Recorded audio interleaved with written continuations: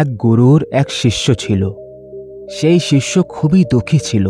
যখনই সে ভিক্ষে করতে আশেপাশের গ্রামে যেত, তখন সে শুধুই দুঃখ, কষ্ট আর যন্ত্রণা দেখতে পেত। এই সব কিছু দেখে তার মন খুব অস্থির হয়ে গেল। সে ঈশ্বরের কাছে প্রার্থনা করত, যাতে ঈশ্বর সবাইকে সুখে রাখে, শান্তিতে রাখে। একদিন তার মনে একটা প্রশ্ন এলো যে এই দুনিয়ার সৃষ্টিকর্তা কেন সবাইকে এত দুঃখ দিয়েছে?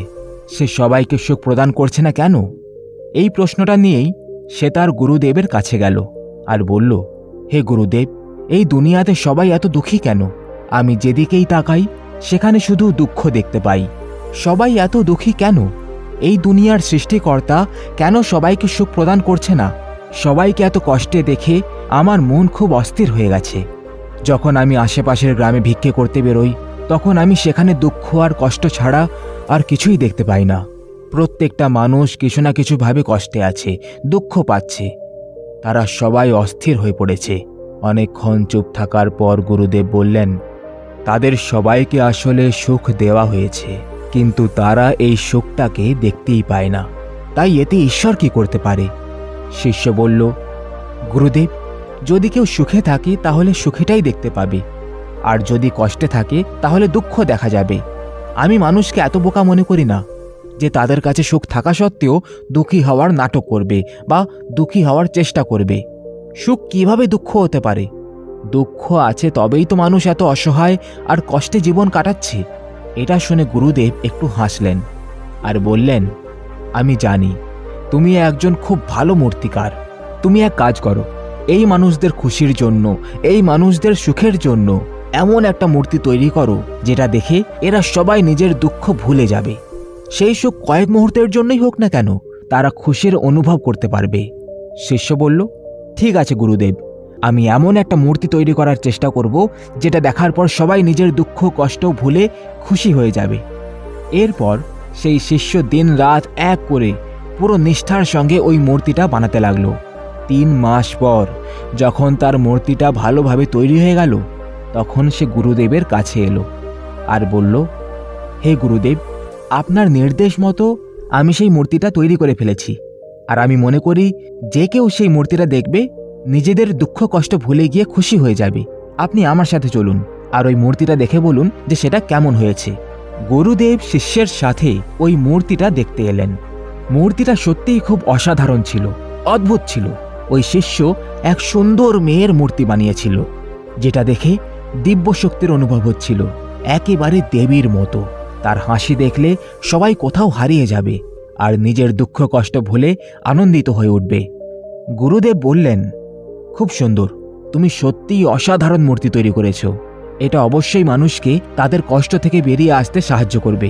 কিন্তু আমি চাই তুমি এই মূর্তির চেহারায় যে কোনো এক জায়গায় এমন একটা চিহ্ন বানাও যেটা ঠিক করে দেখাও যাবে না। শিষ্য জিজ্ঞেস করল, চিহ্ন? কিন্তু কেন গুরুদেব? গুরুদেব বললেন, এটা আমি তোমাকে পরে বলবো।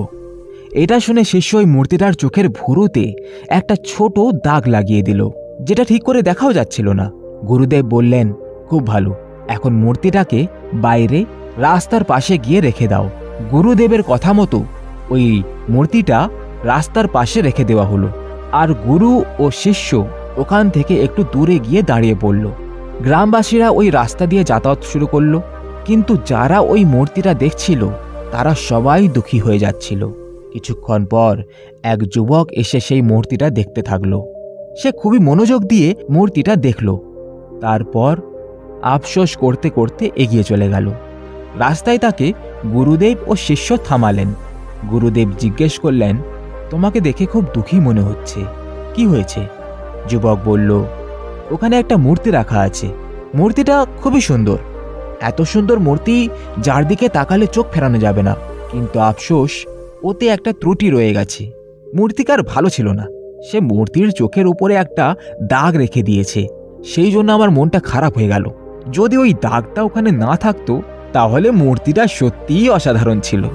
শিষ্য জিজ্ঞেস করল, কিন্তু ওই দাগটা তো স্পষ্টভাবে দেখাও যাচ্ছে না, তোমার চোখে কিভাবে পড়ল? যুবক বলল, কি বলছো? আমি তো প্রথম নজরেই ওই দাগটা দেখে ফেলেছিলাম। এই বলে সে ওখান থেকে চলে গেল।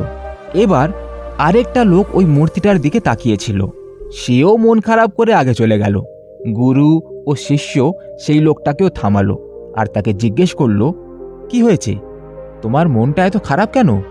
লোকটা বলল, ওখানে একটা সুন্দর মূর্তি রাখা আছে, কিন্তু মূর্তিকারের হাত ভালো নয়, মূর্তির চেহারায় একটা দাগ রয়ে গেছে, এটা দেখে আমার মনটা খারাপ হয়ে গেল। শিষ্য এই লোকটাকেও জিজ্ঞেস করলো, কিন্তু ওই দাগটা তো ঠিক করে দেখাও যাচ্ছে না, তুমি কিভাবে দেখলে? ওই লোকটা বলল, আরে ভাই, কি বলছো তুমি, আমি তো পুরো মূর্তিতে শুধু ওই দাগটাই দেখতে পেয়েছি। শিষ্য বলল, তুমি ওই দাগটা বাদ দিয়ে শুধু মূর্তিটা দেখতে পারো না? যদি একটা ছোট দাগ থেকেই থাকে তো তাতে কি হয়েছে, এমনিতে মূর্তিটা তো ভালোই লাগছে, তাই না? লোকটা বলল, হ্যাঁ, মূর্তির তো সত্যিই জবাব নেই, সত্যিই অসাধারণ, কিন্তু যদি ওই দাগটা না থাকতো তাহলে তো কোনো কথাই হতো না।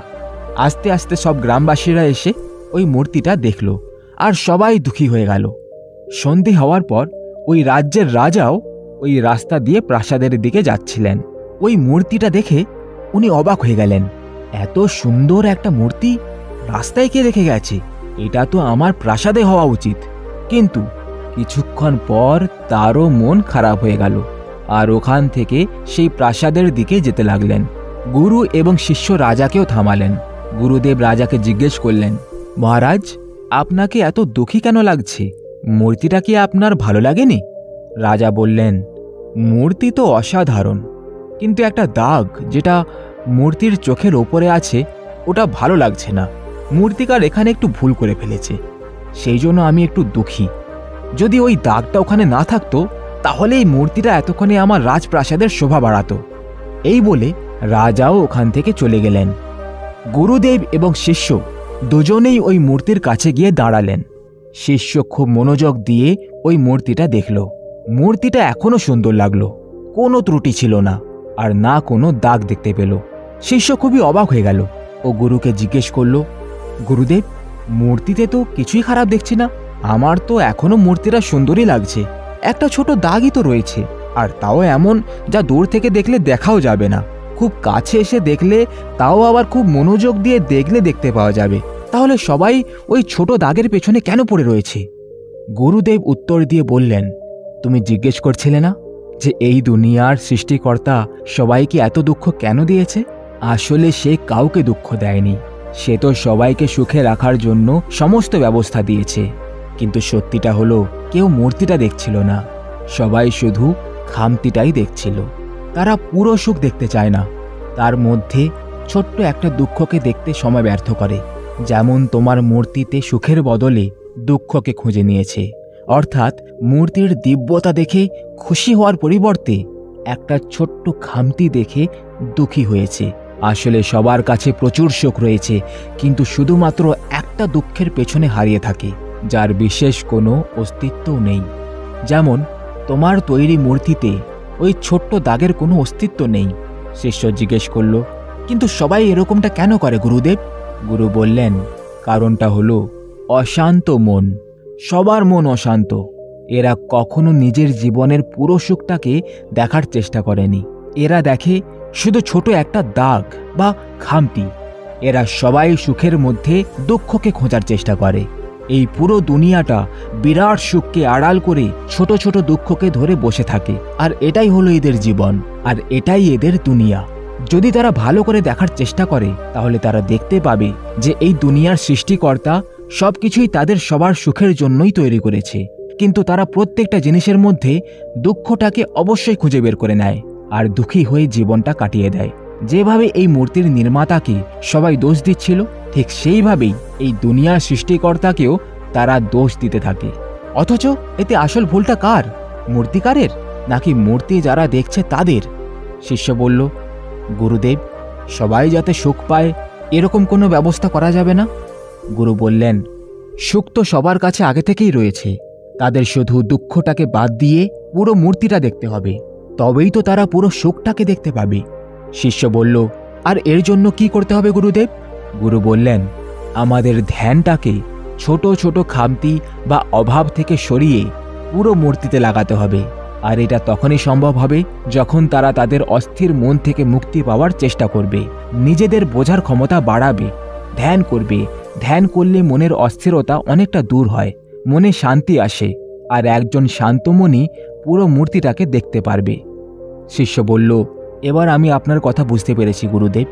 তাহলে বন্ধুরা, আশা করছি এই ভিডিও থেকে আপনারা কিছু শিখতে পেরেছেন। গল্পটি ভালো লাগলে লাইক করে অবশ্যই জানাবেন, আর এই রকমই শিক্ষণীয় গল্প শোনার জন্য সাবস্ক্রাইব করে চলতে থাকো পরিবারের সদস্য হয়ে যান। ধন্যবাদ।